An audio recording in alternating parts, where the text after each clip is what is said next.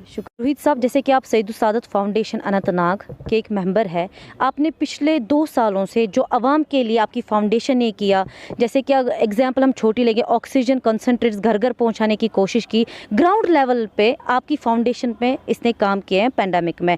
तो अगर खुदा ना करे थर्ड लेवल एंटर हो गई तो उसकी क्या तैयारियाँ हैं आपकी ट्रस्ट के लिए, और आवाम के लिए आप अभी क्या मैसेज देना चाहते हैं? देखिए, जो सईद सादत फाउंडेशन है, ये पिछले आई टेल यू कि it has been established in 1985। ये पिछले 35 सालों से काम कर रही है, और ये सिर्फ पैंडमिक और या इमरजेंसी सिचुएशंस में ही नहीं काम करती है, पूरे साल काम करती है। हमारे लगभग 350-352 हमारी फैमिलीज़ हैं जिनको हम मंथली सस्टेन करते हैं पूरे साल। हमारे पास जो भी गरीब लड़कियां हैं, जो यतीम लड़कियां हैं, हम उनकी शादी करते हैं वहाँ। हमारे पास एक हेल्थ एंड मेडिकल डिपार्टमेंट है, मेडिकेयर डिपार्टमेंट है हमारे पास। हम उसमें जो भी टर्मिनली इल पेशेंट्स होते हैं, गरीब टर्मिनली इल पेशेंट्स होते हैं, या कोई गरीब पेशेंट, पुअर ऑर्फन पेशेंट होते हैं, तो उनके लिए हम मेडिसिन का, सर्जरी का, इन सब चीज़ों का मतलब अरेंजमेंट करते हैं। देन हमारे पास एक we have a school also. हम स्कूल चलाते हैं, उसमें लगभग 60% जो बच्चे हैं उसमें हम ही फ़ीस दे देते हैं, सईद सादत फाउंडेशन ही फ़ीस देती है। उसके अलावा हमारे पास एक एडुकेयर डिपार्टमेंट है, जो गरीब और यतीम बच्चे जो हैं, जो मेरिटोरियस हैं, सिर्फ बच्चे नहीं, यूथ भी, जो बड़े बड़े हैं, जो अपनी एजुकेशन कंटिन्यू करना चाहते हैं, अपनी स्किल डेवलपमेंट करना चाहते हैं, अपनी प्रोफेशनल डेवलपमेंट करना चाहते हैं, उसमें पूरे साल सईद सादत फाउंडेशन उनकी मदद करता है। इतना ही नहीं, हमारे पास एक और एक स्कीम है, वो है कि जो सेल्फ हेल्प एंटरप्रेन्योरशिप है। आपको लगता है कि अगर कोई यतीम है, कोई गरीब है, अनएम्प्लॉयड यूथ है, तो we provide him means of sustenance. हम उसको खड़ा करने के लिए we help him for this also. इतना ही नहीं, हमारे पास जो गरीब तबके के जो पुअर ऑर्फन्स हैं, उनकी हाउस कंस्ट्रक्शन में हम मदद करते हैं। हमारे पास हमारे पास ये जो मैं कह रहा था कि जो ओवरऑल जो वेलफेयर का काम हमारा पूरा साल चलता रहता है। इवन हम कुछ कुरानिक टीचिंग्स भी बच्चों को, हमारे कुछ दरसगाह भी चलते हैं, उनको वहाँ टीचिंग्स। तो ये तो काम हुआ जो हम नॉर्मली करते रहते हैं। मतलब दिस इज़ हमारा जो काफ़ी अल्हम्दुलिल्लाह लोग काफ़ी सपोर्ट करते हैं और काफ़ी भरोसा करते हैं हमारी सईद सादत फाउंडेशन पर, और काफ़ी हेल्प करते हैं, तो उनकी वसादत से हम लोगों की हेल्प करते हैं। लेकिन so far as these disasters are concerned, whether they are natural disasters और मैन मेड डिज़ास्टर्स, अगर आप फ्लड की बात करते हैं 2014 या उससे पहले आग की वारदात कहीं होती है, तो we just respond very positively, हम आते हैं। लेकिन जब ये नई सी चीज़ आई थी, इट वॉज अनफॉरसीन फॉर एवरीबडी। ये जो कोविड-19 का था, मुझे याद है पिछले साल जब कोविड-19 फरवरी मार्च में आया था, तो देन सईद सादत फाउंडेशन स्टार्टेड, एमरजेंसी रिस्पॉन्स हमने किया। उस वक्त हमने फंड्स मोबिलाइज़ किए, खासकर उस वक्त। अगर आपको इस वक्त तो अल्हम्दुलिल्लाह हॉस्पिटल्स में कम से कम पीपी किट मिलता है, कम से कम मास्क, सैनिटाइज़र, सोप पॉइंट्स होते हैं। तो पिछले साल हमने स्टार्ट क्या किया, हमने पहले ही स्टार्ट ये किया कि हमने जो हॉस्पिटल्स हैं, जो अनंतनाग और कुलगाम के छोटे बड़े हॉस्पिटल्स सारे, including GMC and all that, we provided N95 mask, बहुत सारे N95 हज़ारों में दे दिए हमने इवन हर किसी किस्म के मास्क दे दिए। हमने बहुत सारे पीपी किट्स दिए सारे हॉस्पिटल्स को, हमने सैनिटाइज़र्स दे दिए, हमने सोप्स दे दिए, और हमने GMC अनंतनाग में टैप पॉइंट्स लगाए, more tap points, because hand washing was a kind of norm then. Tap points लगाए हमने। उसके बाद वहाँ ख़राब पड़ा हुआ था ये वाटर प्यूरीफायर, बड़ी मशीन थी ख़राब पड़ी, तो हमने अपने लोगों को बुलाकर जो भी हमने थोड़ा सा उसको सही करवाया वहाँ के इनके लिए। सो देन उसके बाद हमें लगा कि इन एडिशन, चूँकि doctors they were our front line heroes, बड़ी ज़बरदस्त काम उन्होंने किया, तो हमें लगा कि we should also join them.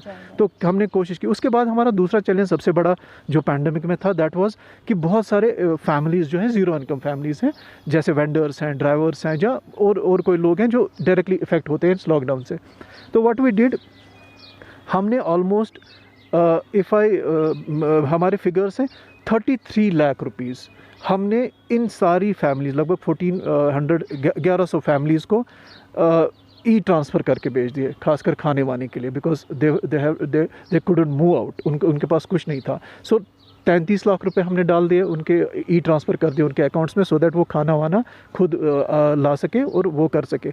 दूसरा हमने किया, लगभग 1450 फूड किट्स जो है वो इन सब जो भी हमारे ये हैं, जो गरीब थे, लॉकडाउन इफेक्टेड फैमिलीज़ थे, पुअर फैमिलीज़ थे, ऑर्फन फैमिलीज़ थे, उनको हमने लगभग 1400-1500 किट्स हमने तकसीम किए।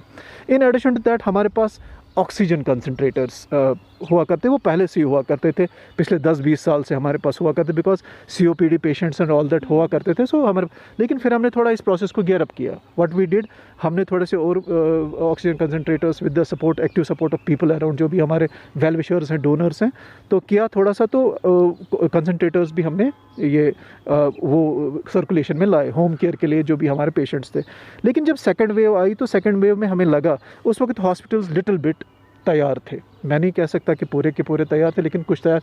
हमने थोड़ा सा लिटिल बिट मास्क के हवाले से या PPE के हवाले से थोड़ा बहुत किया, ज़्यादा नहीं किया। लेकिन what we did, we focus on these concentrators, because oxygen, अगर आपको पता होगा, ऑक्सीजन की भरमार पड़ी थी, ऑक्सीजन कहीं नहीं था।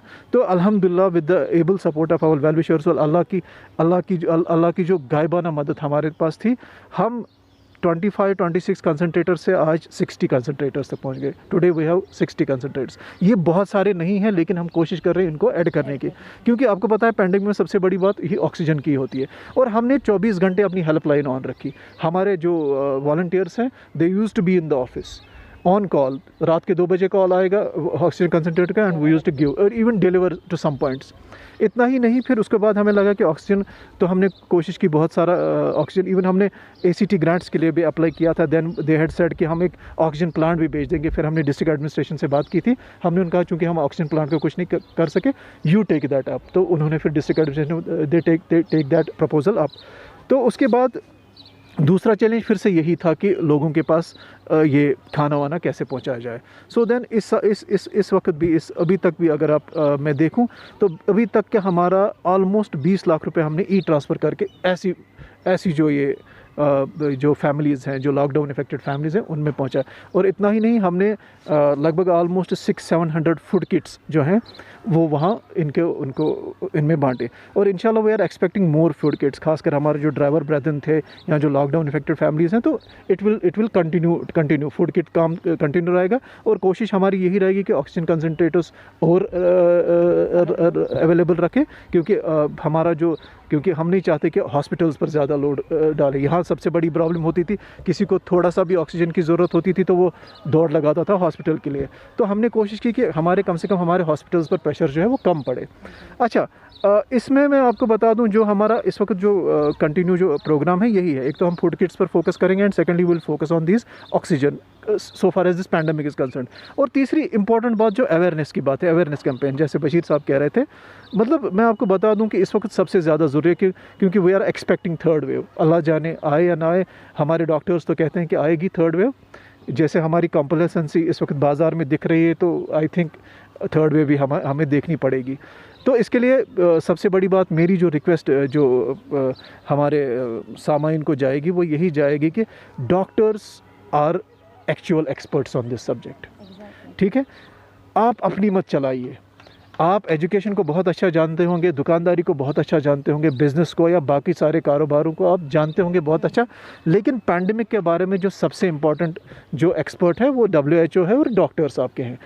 अच्छा, डॉक्टर्स ने क्लियरली कहा है कि सबसे बड़ी बात इस वक्त, मैं आपके जिस मीडियम से लोगों से, अपने जो हमारे अपने लोग हैं उनसे मैं बताना चाहूँगा कि वैक्सीनेशन आपके लिए अवेलेबल है। वैक्सीनेशन में बहुत सारी चीज़ें, ये तो पहले से ही हुआ था, जब भी पैंडेमिक आया, एपिडेमिक आया, कोई भी आया, तो लोगों ने कहा वैक्सीन मत कीजिए, इससे वो होगा, ये होगा, ये चाल है, ये वो है। ऐसा कुछ नहीं है। वैक्सीन, इसका पहला इलाज जो है इसका वैक्सीन है। गेट यूर सेल्फ वैक्सीनेटेड, जहाँ भी आपको अपॉर्चुनिटी मिले, जहाँ भी गवर्नमेंट वैक्सीन प्रोवाइड कर रही है, गो फॉर वैक्सीनेशन। दूसरी बात यह है, even if you are vaccinated, go for SOPs।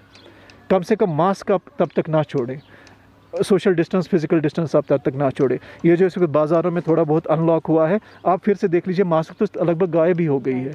ऐसा नहीं करना है।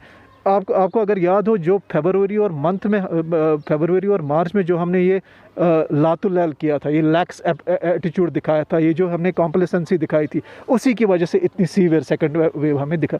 ये अभी हमें नहीं दिखेगा। इसका रिजल्ट खुदा ना खास्ता, अल्लाह ना करे, इसका रिजल्ट शायद हमें 1 महीने के बाद या 1.5 महीने के बाद दिखेगा, जो इस वक्त हमारे बाज़ारों में है। तो मेरी यही गुजारिश रहेगी, सैयद सादत फाउंडेशन से हम कोशिश करेंगे अवेयरनेस कैंपेन्स करने की, और इवन हम वो जो मेंटल हेल्थ काउंसलिंग के भी सेशंस कोशिश करेंगे लोगों के साथ अपने करने की। लेकिन सबसे बड़ी बात है कि प्रिकॉशंस को ना छोड़ें, SOPs को ना छोड़ें। कम से कम मास्क और 2 गज़ की दूरी जो है, कम से कम जो फिजिकल डिस्टेंसिंग है इसको करें और सबसे पहले वैक्सीन करने जाएँ। बहुत बहुत शुक्रिया रोहित साहब। आपके साथ KBC से अज़रा महराज, शुक्रिया।